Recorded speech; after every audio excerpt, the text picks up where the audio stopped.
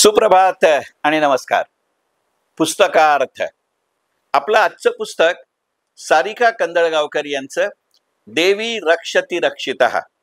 देवी रक्षती रक्षितः, लेखिका सारिका कंदळगावकर. अयोध्येचं राम मंदिर ही वस्तुस्थिती झाल्यापासनं, खरं तर ही वस्तुस्थिती होणार अशी खात्री पटायला लागल्यापासनं एकंदरीतच मराठी साहित्यिक व सामाजिक वर्तुळात रामायण, महाभारत, पुराण, इतर तत्वज्ञान हे विषय पुन्हा एकदा चलनात आले आहेत. हा भन्नाट व्यावसायिक कल आहे की कोणीतरी एकमेकांची कळ काढत आहे, हे गूढ आहे. पण त्यातून सीता, उर्मिला, दैवी शक्ती असे विषय मराठी साहित्यात पुन्हा उसळी मारून वर आले आहेत. राधा, सीता, पार्वती ही समर यांची त्रिधारा, अभिराम भडकमकर यांची सीता, डॉक्टर स्मिता निखिल दातार यांचा अयोध्येची उर्मिला, अरुणा ढेरे यांचं सीतेची गोष्ट आणि इतर निवडक कथा, अशा कादंबऱ्यांचं किंवा कथासंग्रहाचं उदाहरण इथं नक्कीच आठवतं. स्मिता दातार यांच्या स्वतःच्या अयोध्येची उर्मिला या कादंबरीवर आधारित उर्मिलायन हे नाटकही सध्या मराठी रंगभूमीवरती खूप गाजतंय. अनेक संस्थांच्या बहुविध पुरस्कारांचं हे नाटक आता मानकरी ठरलेलं आहे. या मालिकेतलं अजून एक नाव म्हणजे लेखिका सारिका कंदळगावकर आणि त्यांची याआधी प्रकाशित झालेली समर्थांची लेख ही कादंबरी.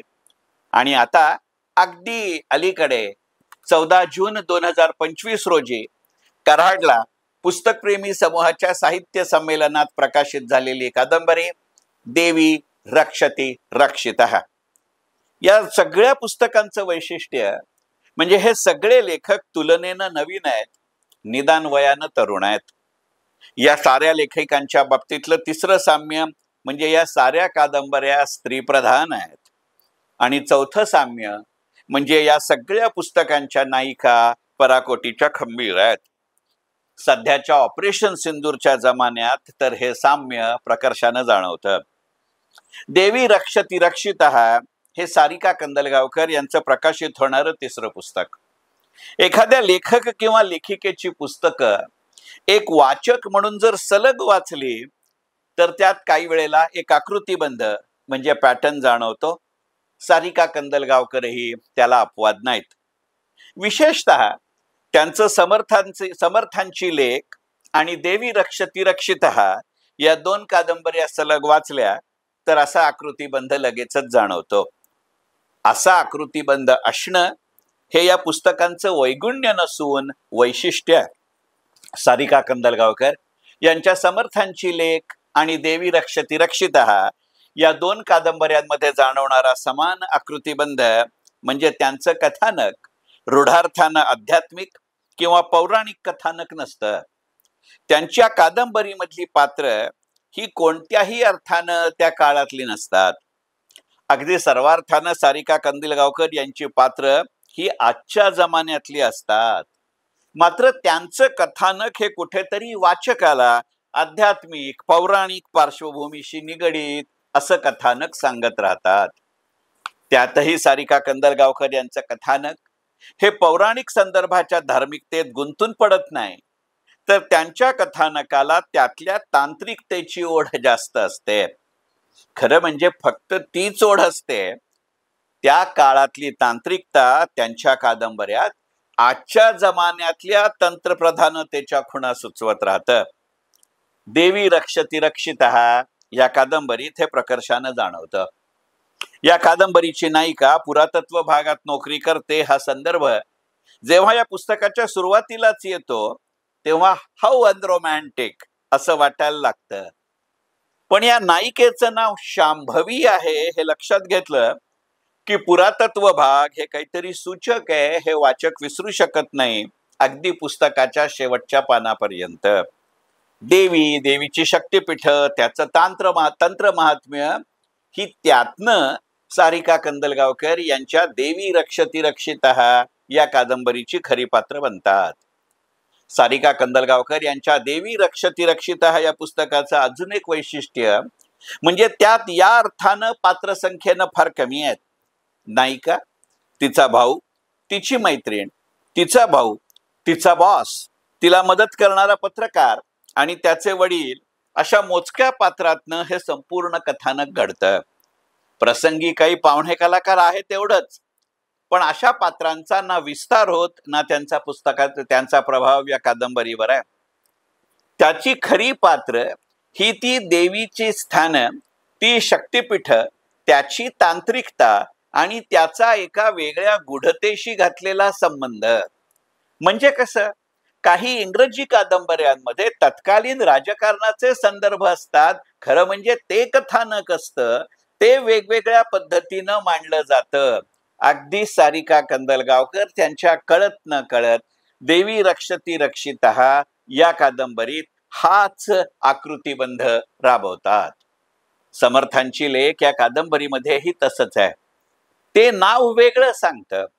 समर्थांची लेख असं म्हटल्यानंतर समर्थ रामदास किंवा समर्थ रामदास स्वामी यांच्या एखाद्या शिष्यविषयी काहीतरी या पुस्तकात असेल असा भास होतो किंवा अशी शंका येते. त्या कुतूहलातनं माणूस पुस्तक हातात घेतो.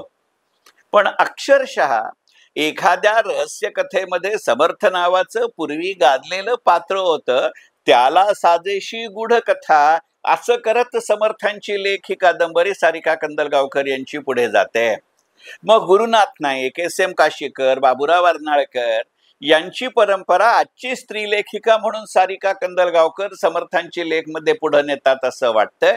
आणि मग याचा पुढचा टप्पा म्हणजे सारिका कंदलगावकर यांचं देवी रक्षती रक्षितः ही कादंबरी किंवा पुस्तक. विषय पूर्णार्थानं शक्तिपीठ आहे, पण एका गूढकथेच्या माध्यमातून एका साच्यामध्ये असं जरी म्हटलं नाही तरी त्या ठराविक अपेक्षित अशा आकृतिबंधातनं हे पुस्तक पुढे जात राहतं. आणि त्यामुळे आता असा पॅटर्न आहे म्हटल्यानंतर मी मगाशी म्हटलं तसं शांभवी आणि तिच्या संबंधातनं आजच्या जमान्यातली पात्र हे कथानकाचे विषय आहेत, की या पात्रांच्या माध्यमातनं देवीची शक्तिपीठ, त्यातली तंत्रप्रधानता हा शब्द त्या अर्थाने घ्यायचा, ही याची पात्र आणि कथानक आहेत. असं गूढ म्हणजे देवी रक्षती रक्षिता.